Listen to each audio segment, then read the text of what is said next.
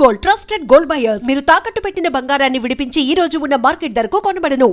మీ first మూవీకి వచ్చేసరికి ఏదో కన్నడ సినిమాకి ఆడిషన్ ఇవ్వడానికి వెళ్ళాను అని చెప్పారు. అండ్ ఆ టైంలో అంటే మీరు ఇది వరకు ఒక ఇంటర్వ్యూలో చెప్పిందే నేను అడుగుతున్నాను. ఆ టైంలో డివోర్స్ కొంచెం ఇబ్బంది పడి కళ్ళంతా లోపలికి వెళ్ళిపోయి చాలా బాధపడుతున్నాను. వాళ్ళకి అలాంటి క్యారెక్టరే కావాల్సి వచ్చింది. 13-14 కేజీస్ తగ్గాను నేను అప్పుడు ఈ ప్రాసెస్ లో.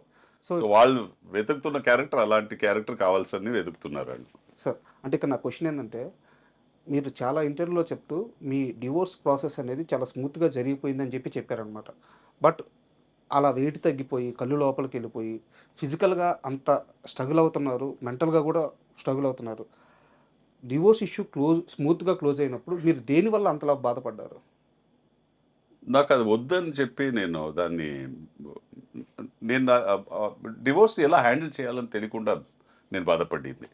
ఎందుకంటే ఇప్పుడు మీరు దాన్ని వెనక్కి చూస్తే నేను అంత ఒక స్ట్రెయిన్ తీసుకొని నాకు భయం ఏముందంటే, నాకు ఒక కూతురు ఉంది, తనకు ఫ్యూచర్ ఏమవుద్ది, తన ఇప్పుడు 15-20 సంవత్సరాల తర్వాత అడిగే క్వశ్చన్స్కి ఎలా నేను దానికి ఆన్సర్స్ ఇస్తానని ఒక బాధ అప్పుడు ఉండింది.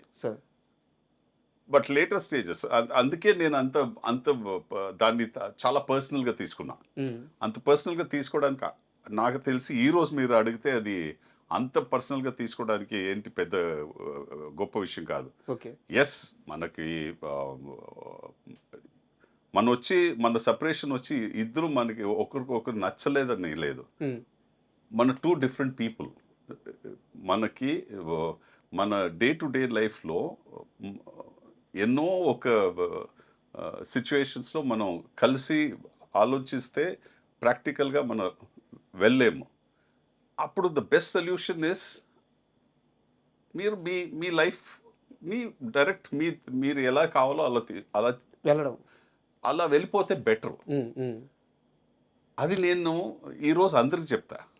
ఎందుకంటే నేను చెప్పేది మీరందరూ డివోర్స్ తీసుకోవాలని చెప్పట్లేదు. బట్ నేను ఏం చెప్పేదంటే, త్వరగా చిన్న వయసులో పెళ్లి చేసుకోకండి అని చెప్తా. ఎందుకంటే మెచ్యూరిటీ ఉండదు.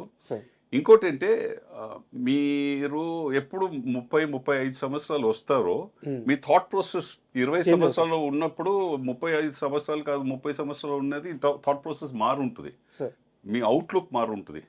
సో ఒక ప్రాక్టికల్గా ఒక 5-7 years of work experience Unni life చూసి కొంచెం తర్వాత మీరు ఏదైనా ఒక పార్ట్నర్ చూస్ చేసుకొని పెళ్లి చేసుకుంటే అది బెటర్ ఉంటుంది. Not at 21, 22, 23. అది చాలా చిన్న వయసు. అది చాలా ఇంటర్వ్యూలో దాచిపెట్టి చెప్పారు, కానీ ఆ పెళ్లి చేసుకుంది మీరే కదా, లవ్ మ్యారేజే కదా. అది లవ్ మ్యారేజ్ అని చెప్పలేను నేను. అఫ్ కోర్స్ చూసాం మనం. అండ్ మా బ్రదర్ ఆఫీస్లో పనిచేసే అమ్మ, అండ్ వాళ్ళు ఫార్మల్గా నేను ఇమీడియట్గా చెప్పాను, ఇది మనం పెళ్లి చేసుకోవాలంటే ఇమీడియట్గా మీ మదర్ ఫాదర్ని నేను కలుస్తాను, మా అమ్మ నాన్నని వచ్చి మీరు కలవండి అని చెప్పి ఫార్మల్గా చేసాం. ఎందుకంటే ఇప్పుడు చేసుకోవాలని డిసైడ్ అయిపోయాం, మళ్ళీ ఎందుకు తిరగడం, చేసుకోవచ్చుగా. అదే ప్రాక్టికల్గా చేసేది. బట్ నేను కొంచెం పొరపాటు పట్టాను, కొంచెం అర్లీ చేసేసుకున్నాను సార్. అంటే యాక్చువల్గా ఒక 200 సినిమాలు చేస్తుంటారు సార్. 200 సినిమాలు చేసిన నటునికి అంటే ఈరోజు మీరు చాలా రేరు. నాలాంటి ఒక వ్యక్తి ముందు కూర్చొని మాట్లాడడం అంటే ఒక 10 మందికి దొరికే అవకాశం ఇది. సో ఈ జర్నీలో నేను మీ విడాకులు ఎలా జరిగింది ఇలాంటివన్నీ నేను మాట్లాడకూడదని ముందే ఫిక్స్ అయ్యాను. కాకపోతే ఇక్కడ ఒక సమస్య ఏమైందంటే, మీ జీవితం మొత్తం కూడా మీ పాప చుట్టూ తిరిగింది. సో మీ పాపని మిమ్మల్ని కలిపి ఆ బాండింగ్ గురించి అడగాలంటే ఈ టాపిక్ తీసుకురావాల్సి వస్తుంది. అందువల్లే ఇంకొక 2-3 క్వశ్చన్స్ సార్, నేను దీన్ని క్లోజ్ చేసేస్తాను. డివోర్స్ అయిపోయింది, పాపది నా బాధ్యత. మీరు అడిగే ముందు ఒక చెప్పేస్తా, డివోర్స్ వచ్చి క్రైమ్ కాదు. లేదు, అడగొచ్చు. అంటే మీ జర్నీ ఉంది కదా సార్, మాకు అది ముఖ్యం కదా. మీ సక్సెస్ కానీ మీరు సాధించినవి కానీ అది ముఖ్యం కదా. అంటే డివోర్స్ అయిపోయిన తర్వాత 5 ఏళ్ల పాప మీ దగ్గర ఉంది. ఈరోజు పాపని వేరే లెవెల్లో ఆస్ట్రేలియాలోనే ఎక్కడో సెటిల్ చేశారు. ఈ మొత్తం ప్రయాణంలో మీ ఇద్దరి మధ్య ఏదో ఒక రోజు ఏదో ఒక సందర్భంలో చాలా ఎమోషనల్గా ఒక ఇన్సిడెంట్ జరిగి ఉంటుంది. ఇద్దరు బాధపడిందో లేకపోతే ఒక బాధ నుంచి బయటకు వచ్చి సంతోషం పొందిందో ఒక మూమెంట్ ఉంటుంది. నా కూతురుతో నాకు ఇది గొప్ప మూమెంట్ రాజా అని మీరు చెప్పగలిగే మూమెంట్ ఏది? ఓకే, నేను చెప్తా. ఇమీడియట్గా నా మైండ్లో వచ్చేది అంటే, మా అమ్మ చనిపోయింది. సార్ నేను వెళ్తున్నా బెంగళూరుకి. అండ్ ఇప్పుడు నా కూతురు వచ్చి బోర్డింగ్ స్కూల్లో ఉంది. సో నా ఫ్రెండ్స్కి ఏం చెప్పానంటే నేను, మీరు తను హాస్టల్ నుంచి తీసుకొచ్చేయండి అండ్ కార్లో వచ్చేయండి. బట్ అమ్మమ్మ పోయిందని చెప్పకండి, చాలా సీరియస్గా ఉందని చెప్పండి నానమ్మ. అండ్ అక్కడ చాలా సీరియస్ అంటే తనకు ఒక అట్లీస్ట్ ప్రిపేర్ అవుతుంది అండ్ అక్కడ వస్తే కొంచెం ఈజీ ఉంటుందని. బట్ తనకి ఏమైందంటే అక్కడ వచ్చిన తర్వాత నానమ్మ లేదని తెలుసు. అక్కడ ఇంటికి వచ్చిన వెంటనే తెలిసిపోయింది, అందరు జనాలు ఉన్నారు, బయట ఉన్నారు. తను ఏడ్చిన తర్వాత ఆ రోజు నాకేం చెప్పిందంటే, నాన్న నువ్వు చెప్పింది ఏంటి, నాకు లైఫ్లో అబద్ధాలు చెప్పకూడదు, నిజం చెప్పాలి, అది ఎంత కష్టమైనా నిజం చెప్తే నువ్వు దాన్ని ఫేస్ చేయగలవు అని చెప్పి నేర్చిచ్చావు. బట్ నువ్వు చేసింది ఏంటి, అబద్ధాలు చెప్పేమన్నావు నీ ఫ్రెండ్కి. నాకు చెప్పొచ్చుగా, అందరూ వెళ్ళాల్సిందే అని నువ్వు చెప్తూ ఉంటావు, ఒకరోజు అందరూ వెళ్తాం. సో అలా నాన్నమ్మ వెళ్ళింది. బట్ నువ్వు ఆ నిజం దాచిపెట్టి ఇలా సీరియస్గా ఉంది అలా చెప్పి తీసుకొచ్చింది నాకు నచ్చలే అనింది. సో ఆ రోజు నేను అతనితో ఒక మాట చెప్పాను, అవునా నేను చేసిన తప్పే, నన్ను క్షమించు, తప్పు అయిపోయింది, నేను మళ్ళీ ఇంకా చేయను ఇలాంటిది.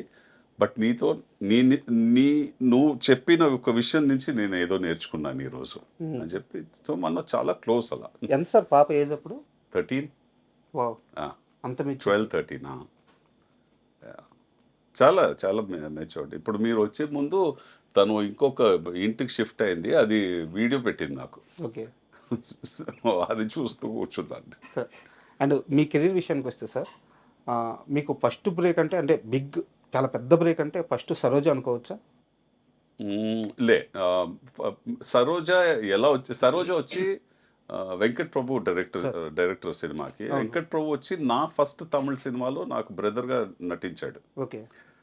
సో మనం రోజు అక్కడ మీకు తెలుసుగా షూటింగ్లో తెల్లారితో 9 o'clock నుంచి సాయంత్రం 6 గంటల దాకా అన్ని షాట్స్లో మనం ఉన్నాం. అవునవును. సో కూర్చొని మాట్లాడేటప్పుడు ఎంతో కథలు మాట్లాడుకున్నాం వాళ్ళు. మనం వచ్చి రేపు సినిమా చేయాలంటే ఇలా చేయాలి, అలా చేయాలి, నా ఎక్స్పీరియన్స్, అతని ఎక్స్పీరియన్స్, ఆయన వచ్చి ఒక లెజెండ్ ఫ్యామిలీ నుంచి వస్తాడు. సో ఆ స్టోరీస్ ఇది అది మాట్లాడి. బట్ సరోజ అప్పుడు మనకు మైండ్లో రాలే, అతనికి మైండ్లో రాలే. నాకు తెలిసి నాకు వచ్చిన ఒక బ్రేక్ ఏది అంటే తామరబర్ణి అనే ఒక సినిమా, విశాల్తో చేసిన సినిమా, మన హరి గారు డైరెక్ట్ చేసిన సినిమా. సింఘం అని చేశారుగా, ఆ డైరెక్టర్ చేసిన సినిమా, అది ఒక రికగ్నిషన్ ఇచ్చింది.